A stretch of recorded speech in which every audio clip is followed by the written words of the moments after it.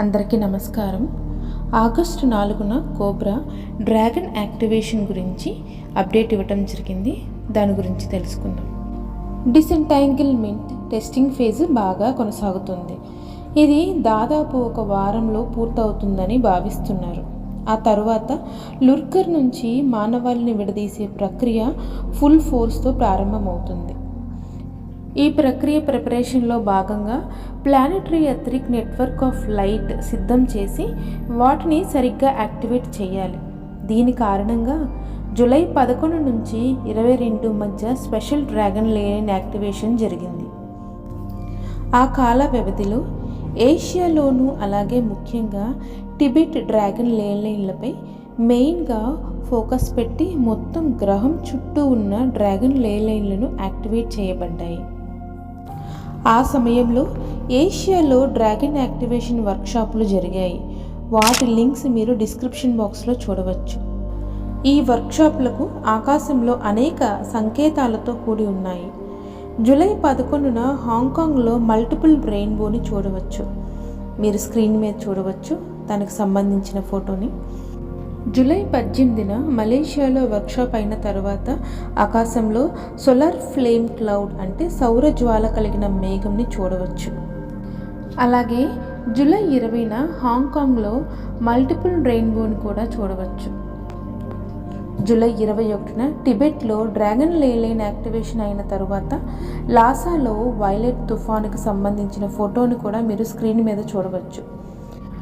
Dragon లైన్లను విజయవంతంగా activate చేసిన తరువాత అగార్థా నెట్వర్క్లోని వివిధ వర్గాలు ముఖ్యంగా ఏషియాలో మరింత క్రియాశీలకంగా మారుతూ కంప్రెషన్ బ్రేక్ త్రూ కోసం తమ ప్రిపరేషన్లను ప్రారంభించింది.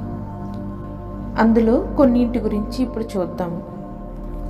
బ్లూ డ్రాగన్ అగార్థా నెట్వర్క్ టాంగ్ రాజవంశం సమయంలో సృష్టించబడింది. మొదట జువాన్ జాంగ్ చక్రవర్తి గ్రోటో స్వర్గాన్ని తావోయిస్ట్ దేవాలయాలతో అనుసంధానించాడు. ఇది అండర్ వరల్డ్లోకి అత్యంత సమర్థవంతమైన ప్రవేశాల నెట్వర్క్లను సృష్టించింది. ఆ సమయంలో చాలామంది తావోయిస్ట్ గురువులు అడ్వాన్స్ స్పిరిచువల్ స్టేజ్కి చేరుకున్నారు. అండ్ లషన్ తిరుగుబాటు సమయంలో చాలా ప్రమాదకరంగా మారటం వలన దాదాపు అందరూ ఉపరితలం నుంచి వెళ్ళిపోవలసి వచ్చింది. వారు కొత్తగా సృష్టించిన ప్రవేశాల నెట్వర్క్ల ద్వారా భూగర్భంలోకి వెళ్ళారు. ఆపై అధునాతన తావోయిస్ట్ సూత్రాలు ఆధారంగా అండర్ గ్రౌండ్ సివిలైజేషన్ ఆఫ్ లైట్ని సృష్టించారు. అక్కడ వారు అడ్వాన్స్డ్ టెక్నాలజీతో కూడిన పురాతన అట్లాంటియన్ నెట్వర్క్లను కనుగొన్నారు.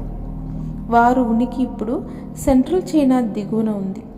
వారు ఇప్పుడు ఆల్డెబరన్స్తో అంటారియన్లతోనూ అలాగే ఆండ్రోమెడిన్లతోనూ సహకరిస్తున్నారు. రెడ్ డ్రాగన్ అగార్థా నెట్వర్క్ చైనాలో ముఖ్యంగా బీజింగ్లో క్వింగ్ రాజవంశం యొక్క మంచు ఆక్రమణలో పడిపోయిన తరువాత ఏర్పడింది. బీజింగ్ యుద్ధం తర్వాత రాజధానిని మింగ్ కోల్పోయింది. ఆ తర్వాత అనేక మంది సైనిక నాయకులు తావోయిస్ట్ పూజారులు బీజింగ్ కింద ఉన్న అండర్ గ్రౌండ్ రెడ్ డ్రాగన్ నెట్వర్క్లను రూపొందించడానికి భూగర్భంలోకి వెళ్ళారు. ఈ నెట్వర్క్లు ఇప్పటికీ ఉన్నాయి. వారు ఆల్డెబరన్స్తోనూ అలాగే ఆండ్రోమెడిన్స్తోనూ బలమైన సైనిక సహకారాన్ని కలిగి ఉన్నారు. ప్రస్తుతానికి ఇంతకు మించి ఏమీ చెప్పలేము. డ్రాగన్ గేట్ అగార్థా నెట్వర్క్ని సాంగ్ రాజవంశం సమయంలో మాస్టర్ చాంగ్ చున్ సృష్టించారు.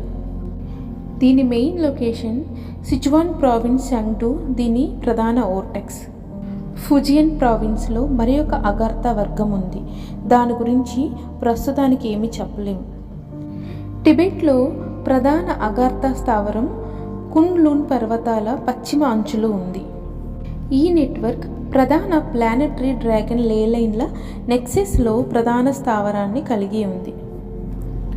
ఇది 26,000 సంవత్సరాల పురాతనమైనది. అలాగే ఇది గెలాక్టిక్ సెంట్రల్ సన్తో స్ట్రాంగ్ కనెక్షన్లను కలిగి ఉంది. ఇది పశ్చిమ భూగర్భ అట్లాంటియన్ నెట్వర్క్లకు పరోక్షంగా రెసిస్టెంట్ మూమెంట్లకు కూడా కలుపుతుంది. ఇది గూగే రాజ్య పరిధికి చెందిన భూభాగంలో ఒక భూగర్భ స్థావరాన్ని కలిగి ఉంది. ఇది టిబెట్లో మరొక ప్రదేశంలో మరో స్థావరాన్ని కలిగి ఉంది, కానీ దాని గురించి ఇన్ఫర్మేషన్ రహస్యంగా ఉంది. దురదృష్టవశాత్తు కున్లున్ పర్వతాల సౌత్ వైపు ఉన్న టిబెట్లో ఉన్నత భూభాగంలో ప్రధాన స్థావరంలో నెగిటివ్ అగార్థ నెట్వర్క్లు కూడా ఉంది. అలాగే గ్రహం చుట్టూ కొన్ని చిన్న భూగర్భ స్థావరాల నెట్వర్క్లు కూడా ఉన్నాయి. ఈ నెట్వర్క్ యొక్క మూలం 26,000 సంవత్సరాల క్రితం ఈ గ్రహానికి వచ్చిన నెగిటివ్ ఆండ్రోమెడాలుగా ఉంది. ఇప్పుడు వారు నార్త్ టిబెట్లో ఒక చిన్న ప్రాధాన్యత లేని బౌద్ధ మఠం కింద ఉన్న భారీ భూగర్భ స్థావరంలో ఉన్నారు. 1996లో ఆర్కన్ దాడి సమయంలో వేరే విశ్వాల నుండి అతి తక్కువ సంఖ్యలో కొన్ని అత్యంత నెగిటివ్ బీయింగ్స్ కూడా వారికి తోడుగా పంపించబడ్డారు. వారు క్షుద్ర విద్యలో నిష్ణాతులు. వారు అలాగే భూమి చుట్టూ ఉన్న నాన్ ఫిజికల్ ప్లేన్స్ని కొంతమేరకు ప్రభావితం చేయగలరు. వారు లుర్కర్తో సన్నిహితంగా పనిచేస్తారు. అలాగే వారు గ్రీన్ హెటియన్ జేడ్తో చేసిన పెద్ద డ్రాగన్ విగ్రహాన్ని కలిగి ఉన్నారు. ఇది గ్రహం మీద ఉన్న అన్ని జేడ్ భాగాలతో క్వాంటమ్ ఎంటాంగిల్ అయి ఉంది. దీని ద్వారా వారు డ్రాగన్ లేన్లను నియంత్రిస్తారు. లైట్ ఫోర్సెస్ ప్రస్తుతం అడ్వార్ టెక్నాలజీని ఉపయోగించి గ్రహంపై ఉన్న అన్ని జేడ్లను క్వాంటమ్ డిసెంటాంగిల్ చేస్తున్నారు. ఈ ప్రక్రియ పూర్తవడానికి నెలకు పైగా పట్టవచ్చు అని అంచనా వేయబడింది. ఆ తరువాత జేడ్ను లైట్ వర్కర్స్ ద్వారా పాజిటివ్ ఎనర్జీ వర్క్లకి ఉపయోగిస్తారు. వారు negative order of the great dragon ద్వారా బ్లాక్ నొబిలిటీ కుటుంబాలను గణనీయంగా ప్రభావితం చేస్తారు. బ్లాక్ నొబిలిటీ ఫ్యామిలీస్లో ఉన్న కొంతమంది కీలక సభ్యులు కొన్ని రోజులు టిబెట్లోని అండర్ గ్రౌండ్ బేసెస్లకు వెళ్ళి ట్రామా ఆధారిత మైండ్ కంట్రోల్ ప్రోగ్రామ్ ట్రైనింగ్ తీసుకోవాలి. వారు గ్రీన్ గ్యాంగ్ ద్వారా చైనాపై ప్రభావితం చూపిస్తారు. వారు భారతదేశంపై నెగిటివ్ బౌద్ధ ధర్మాల ద్వారా ప్రభావితం చూపిస్తారు. అలాగే జపాన్ను బ్లాక్ డ్రాగన్ సొసైటీ ద్వారా ప్రభావితం చేస్తారు. అలాగే వారి యూనిట్ 731 సృష్టి కూడా వారి బాధ్యతే. రోమన్ రాజవంశ పతనానికి కూడా వారే బాధ్యులు. వారు హిట్లర్కే మద్దతునిచ్చారు. జూలై 21 నుంచి లైట్ ఫోర్సెస్ ఈ నెట్వర్క్లను తొలగించేందుకు కార్యకలాపాలు ప్రారంభించారు. ఇది త్వరలో తీసివేయబడుతుంది. జియోపొలిటికల్గా జూలై 11 నుంచి 22 మధ్య కొన్ని ముఖ్యమైన విషయాలు చోటు చేసుకున్నాయి. మొదటిది, ప్లైడియన్స్ అడ్వార్ టెక్నాలజీని ఉపయోగించి డొనాల్డ్ ట్రంప్ తలకి బుల్లెట్ తాకే ముందు 0.3 సెకండ్స్ ముందుగా పక్కకు కదిలించారు. దీని ద్వారా ఆయన ప్రాణాలు రక్షించబడ్డాయి. రెండవది, CrowdStrike outage centralised bank digital currency యొక్క పతనానికి కారణంగా నిలిచారు. అలాగే ఎక్స్ట్రా టెరెస్ట్రియల్ జీవుల గురించి కొన్ని డిస్క్లోజర్స్ జరుగుతున్నాయి. అలాగే గెలాక్సీ సూపర్ వేవ్ గురించి మరియు సోలార్ సిస్టమ్ లోపల ఉన్న అబండెన్స్ ఆఫ్ డైమండ్స్ గురించిన సమాచారాన్ని డిస్క్రిప్షన్ బాక్స్లో ఉన్న లింక్స్ ద్వారా మీరు చూడవచ్చు.